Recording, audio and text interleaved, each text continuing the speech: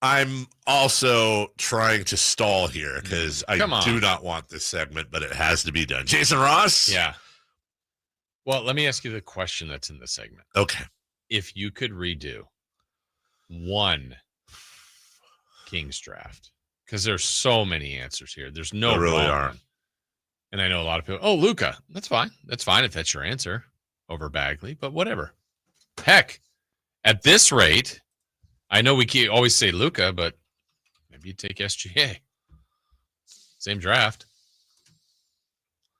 Right? I got a really tough one, dude. Because I've wrestled with this question forever, as many of us have. All right.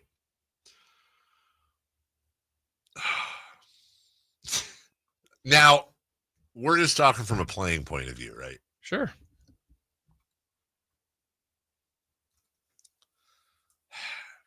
There's a lot of arguments against this, and I realize once I say it, it's going to sound really, really bad. But I just want to take everybody on a ride for a second, okay? It's very difficult for me when you want to talk about draft picks and drafts I could change. And by the way, this assumption here is we had to have a shot at that player. It can't be like, oh, I'd want LeBron James. Right, because they couldn't have had him, yeah. I probably wouldn't have drafted Joe Klein. Oh, wow. You're going way back. Come with me on this journey for a second. Because this is gonna be a roller coaster journey. Okay.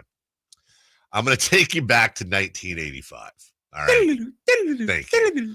Patrick Ewing was the number 1 pick in the draft. Couldn't get him. Could not get him. The number 2 pick out of Oklahoma, the late, great future King, Wayman Tisdale. Had a wonderful career. Benoit Benjamin, number 3. Xavier McDaniel, number 4. X-Man.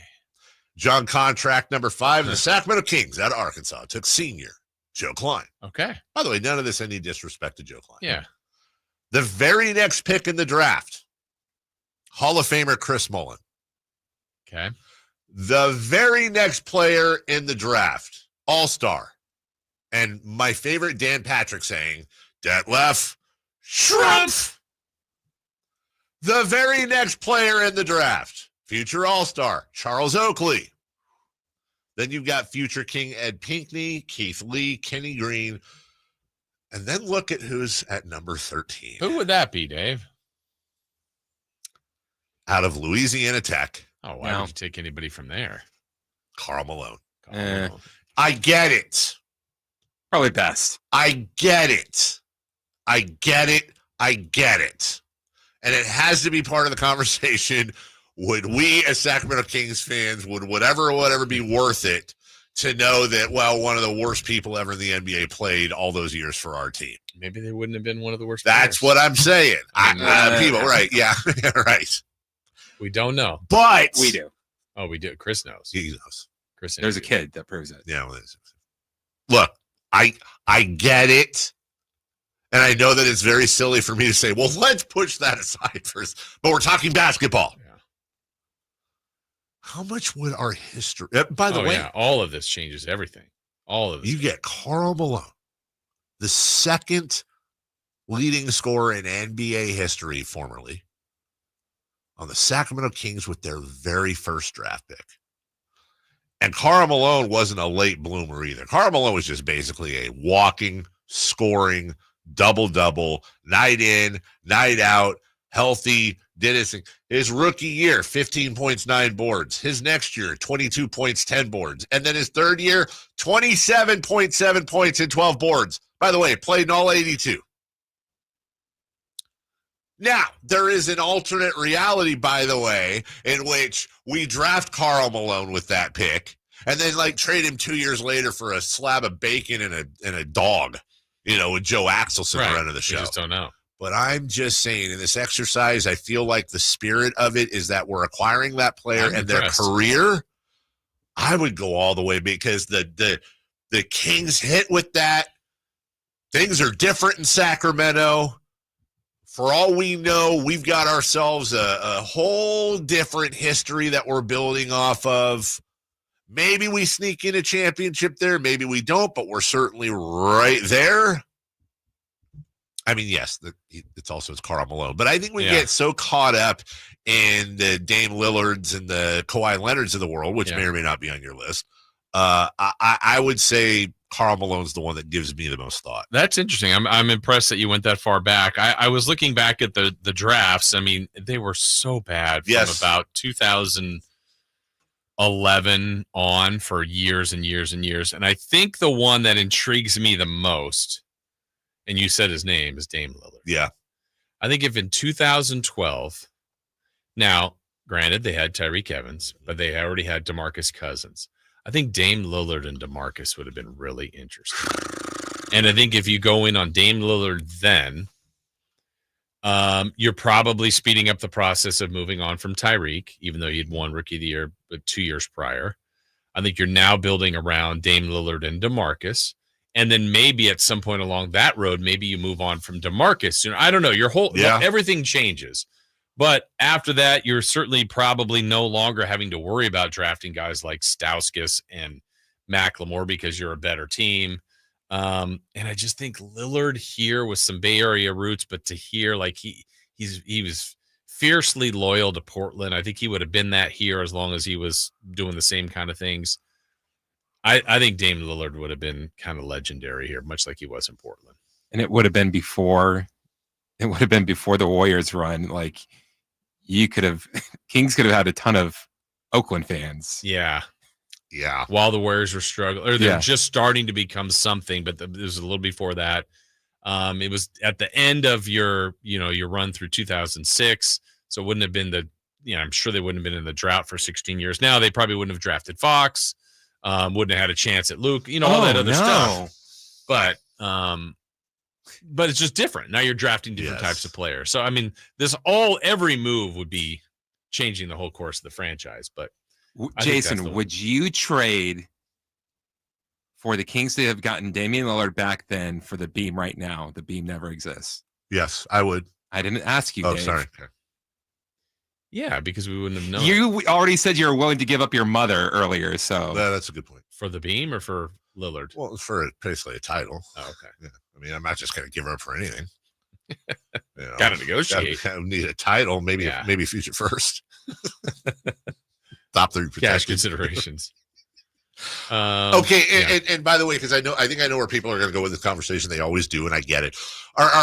Should we make like for this conversation? I also think in these conversations there should be an unspoken rule that the player we're referring to has to be within 5 or 10 picks, because you're going to get a lot of Nikola Jokic's. Right. Well, kind of like I just did. Like we all say Luka, but SGA was what, 11th? Yes. And now who's better? Oh, that's a question. Holy crap. What? Knowing what you know now. Right. Going back to that draft, do you take Luka or do you take SGA?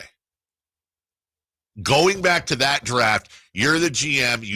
You have a time machine. Well, you laid it out earlier too. Like Luka, most people were certain was going to be a star, and he's been. Yes. SGA is a star. Yeah. It took him, he had to get there, but he's a star. And I would say now people say he's a better player.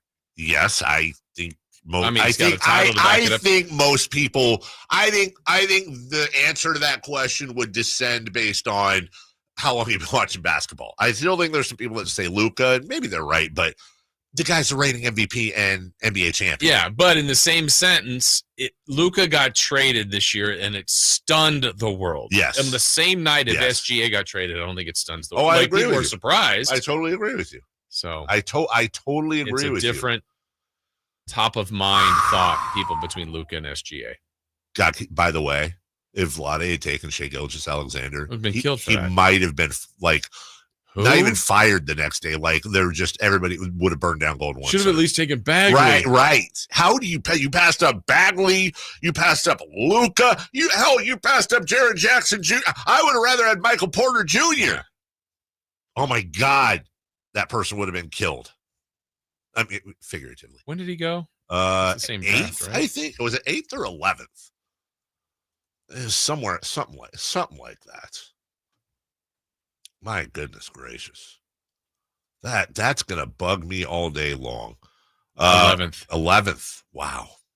I mean, if you look at that draft, Ayton, Bagley, Doncic, Jackson Jr., Young, Mo Bamba, Wendell Carter, but Sexton, It's the best. Bridges. It's the best draft since the LeBron Carmelo draft. Both Bridges, yeah. DiVincenzo's later. And remember, Mikal Bridges was drafted by the Sixers after going to Villanova and got traded right away. His mom worked for the organization. Guy got traded. Simons went 24th. Mm-hmm. Dante DiVincenzo's had a great career. So is Grayson Allen. Brunson, 33rd. How about who? Brunson. Oh, my God, you're right. Mitchell Robinson's having a great career. Gary Trent Jr. These are all second-rounders. Bruce Brown. The other Justin Jackson. Hey, Chimezie Metu. Yeah, I mean, wow. That is the best draft since the LeBron draft. And when it's all said and done, by the way, that might be better than not now, but that might. I mean, you had Wade, LeBron, Carmelo, many others. This draft. As we take a break on draft day. Yet another thing that should go in the book, maybe at the top when it comes to the Sacramento Kings.